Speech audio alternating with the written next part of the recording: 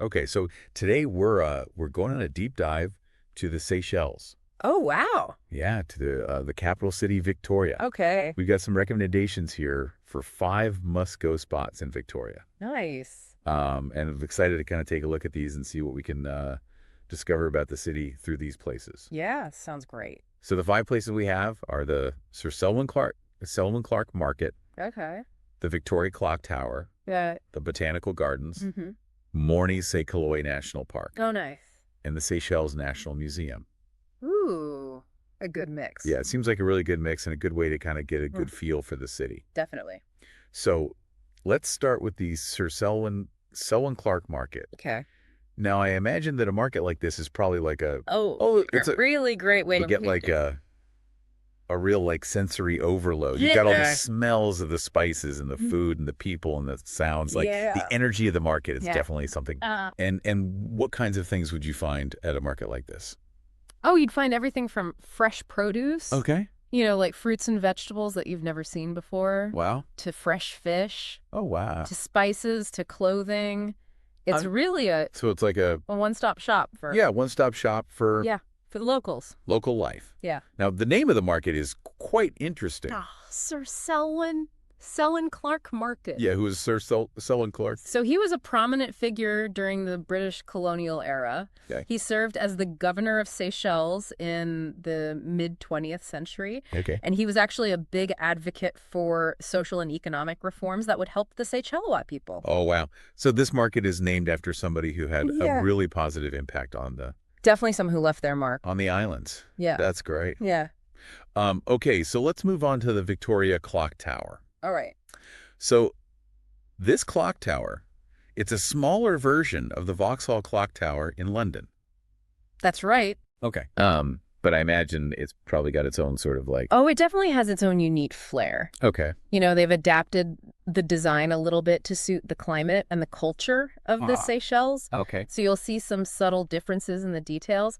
But it's really beautiful how they've blended Yeah. the British and the Seychellois heritage together. Wow. So it's almost like a symbol of how the cultures have kind of come together. Exactly. It's a beautiful representation of that. Okay. Yeah.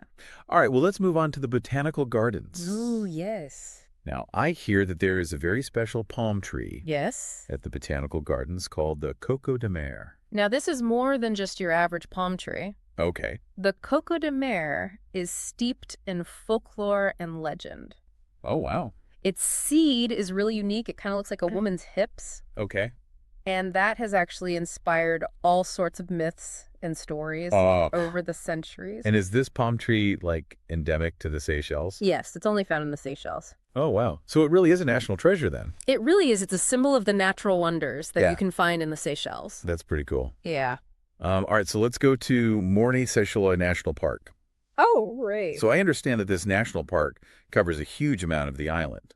It does. It covers over 20% of the main island of Mahe, Oh, wow. which is pretty significant. Yeah. Yeah. So what kind of things can you do there? Well, you can go hiking. Oh. There are tons of trails that take you through the park. Mm. You get to see amazing views of the ocean, Wow. mountains, the forests. It's beautiful. it's a nature lover's paradise. And are there any like unique animals or plants that you might see there? Oh, absolutely. The park is home to a ton of endemic species. Okay. So you might see birds Mhm. and reptiles and insects that you won't find anywhere else in the world. That's incredible. That's really special. All right, and for our final stop, let's go to the Seychelles National Museum. So, every country has a national museum, and it's a great place to kind of learn about the history and the culture of a place. The history and the culture. What kind of things would we see at the Seychelles National Museum? Well, you'd find all sorts of exhibits about the history of the Seychelles, Okay. from its early settlement to its colonial past to its independence. Mhm. And then you'd also learn about the culture, the traditions, the art, the music. Wow. It really gives you a comprehensive look at Yeah.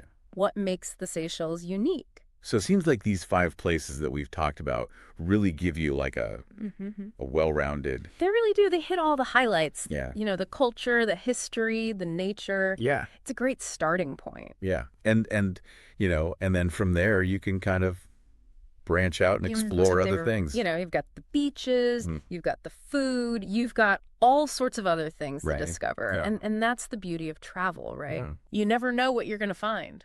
Yeah, and I think that, going to these places will definitely give you like a good foundation Absolutely. to then go and explore further. Yeah, it sets you up perfectly. Yeah. Well, this has been a great deep dive. I Yeah. feel like I've gotten like a really good feel for Mm. Victoria and the Seychelles. Me too. It makes me want to book a ticket. Yeah, exactly. So if you are interested in learning more about the Seychelles, Mm-hmm. I encourage you to do your own research. Definitely. And who knows, maybe someday you'll be able to go and visit these places yourself. That would be amazing. Yeah. Well, thanks for joining us, and we'll see you next time for another deep dive. See you then. Bye.